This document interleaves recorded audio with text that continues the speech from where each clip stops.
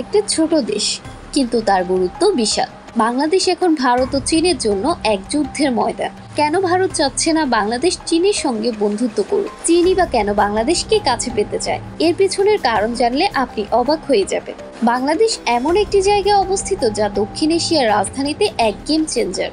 এটি ভারতের উত্তর পূর্ব রাজ্যগুলোর জন্য একমাত্র সহজ করিডোর, আবার বঙ্গোপসাগরের মাধ্যমে আন্তর্জাতিক বাণিজ্যের এক গুরুত্বপূর্ণ কেন্দ্র। চীন যদি বাংলাদেশকে তার কৌশলগত অংশীদার বানাতে চায়, তাহলে এটি ভারতের জন্য এক বিশাল ধাক্কা হতে পারে।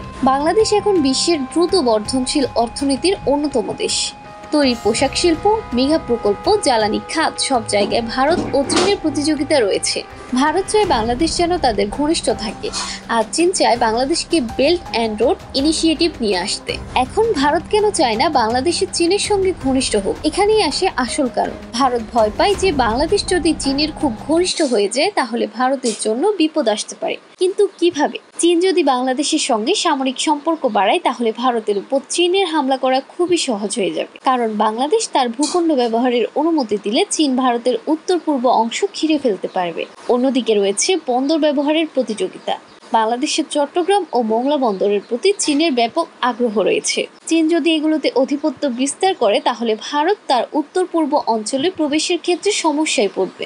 এদিকে ভারত চায় না বাংলাদেশ খুব দ্রুত শক্তিশালী হোক, কারণ এতে বাংলাদেশের ভবিষ্যতে স্বাবলম্বী হয়ে যেতে পারে এবং ভারতের উপর নির্ভরশীলতা কমে যাবে। সেই সাথে বর্ডার গার্ডও হয়ে উঠবে শক্তিশালী। এখন প্রশ্ন হলো, বাংলাদেশ কি করবে?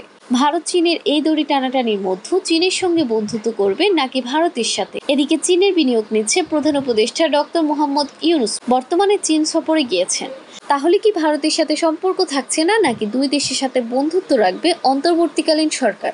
বাংলাদেশের সামনে এখন বড় প্রশ্ন, সে কি চীনের দিকে বেশি ঝুঁকবে নাকি ভারতের সঙ্গে দীর্ঘ বছরের বন্ধুত্ব অটুট রাখবে?